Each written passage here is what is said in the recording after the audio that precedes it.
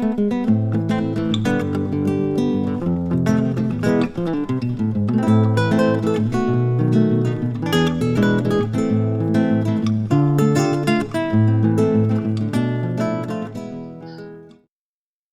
is the Torah from the book of Moshe Yidaber by Rabbi Moshe Yisrael, and he has got many shalot utshuvot, and I am actually relating one of them. And the one shelah utshuvat, it is din mishchot lirfuah bepesach amechilot kemach. That is about ointments that are for medical purposes on Pesach, and they contain grain. Now we have to know that the rules of Pesach are that there are 5 kind of grains that the Torah prohibit if you put them in contact with water and let them ferment. That's what chametz is. And they are, first of all, chita, seorah, kusemet, shibol, shual, and chiffon, which is wheat, barley, and spelt, and the other one is oat and rye. Those 5, the Torah prohibits when they come in contact with water. Now, the Torah has got, during Pesach, strict prohibitions, even more than what apply to basar v'chalav, which is meat and milk. Meat and milk, we know that unlike any other prohibition, you cannot eat it, you cannot cook it, even if you don't want to eat it, just cooking it, and you cannot benefit from it. The same thing applies to chametz, but there is an extra prohibition. The extra prohibition is ownership, that you cannot own chametz, even if you have the chametz in China.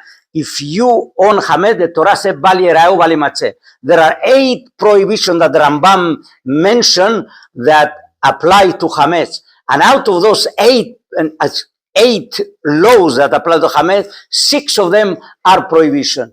And the 6 of them is not to eat chametz, not to eat yeast, even if it's not edible, still is the same prohibition. Also, you are supposed to make sure that you do not possess the chametz, and that is bal yira'u bal yimatzeh. The difference between eating and bal yira'u bal yimatzeh, we find out that, for example, eating, when the Torah said you must not eat, has to be eaten in a normal way, meaning that you get satisfaction of eating. That's what is the normal way eating. You eat, the throat, the palate has a taste, and then you consume it.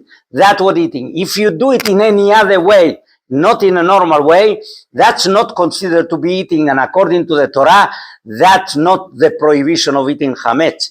But when it comes to bal yira'u bal yimatzeh, not to possess, makes no difference whether if it is in a normal way or in an unusual way, as long as the chametz is there. For example, you inject chametz.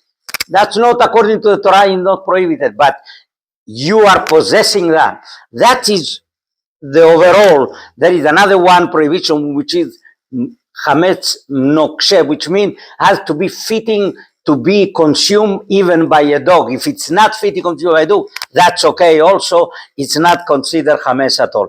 So now that we know that, there is that question that is being asked. He said, I've been asked that if somebody has a lesion in his body, something, he's got a wound, and then by the doctor, a non-Jewish doctor, is advising him, you have to apply a remedy that they used to make. He said, the remedy, you have to apply this remedy, this mishcha, this ointment or cream, and that cream has got flour. Can I use it or no? Well, he said, normally, what happens if you have it with water? My tendency was to say that it's only when it doesn't have water at all. Use milk for that recipe. And that way, milk is not one of those ingredients that ferments when it comes in contact with kemach. So that my tendency was. And in fact, this was the position also of the Peri Hadash. And the Peri Hadash also said that if somebody if somebody he comes with the same kind of question, he himself says that better use something else that is not machmitz, not with water. And so that was my intent to say at the beginning. But then later I thought, he brings a proof from the Rambam. Rambam says that if you have a lesion and you have got to apply also something like that mishcha, if it is that you are feeding something that it is non-kosher, you are not allowed, only is besas sakana, only when it is dangerous. But if there's no danger in it, you cannot do it unless you do it in a way where you are not, in a usual way, you are benefiting from it. You are not eating it. That's the only way to apply. So that way, he said, this is in the same case of Rambam Maimonides. Therefore, you should try in Pesach in the same way, not to add water, but you should really use something that is not machmiz, doesn't ferment. Now, he said, I came to the conclusion, started thinking about it, that I said, you can use it even with water. Why? Because he said, what the Peri Hadash is talking about is a kilor, which is in a way what we call collyrium. And that is a kind of a powder, a red powder that used to put to the eye, in the eyes. And that kind of powder, really, when you mix it also with other spices, he said they are tasty and therefore it's edible. And that's why Rambam said you cannot use it. That's why, you cannot use it. And he said, I can understand why. But this, that it is mixed with the kind of spices that are really bitter and so on, that doesn't have a taste, that it doesn't have even balira walimatze, because it's permitted even to consume.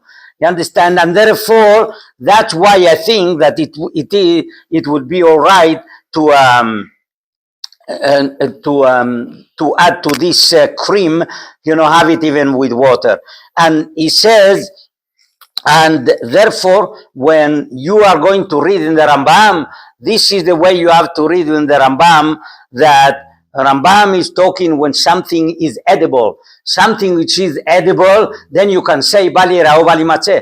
But if it's not edible, you could not say that it's got in a way bali ra'u bali matzeh. If really it's not edible at all and it is permitted, why should it be bali ra'u bali matzeh? Because, so therefore, this is the way that we have to read in the Rambam.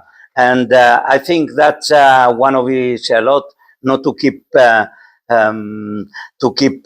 much more. He has got few questions that he has got more of Peri Hadash, but this is so far.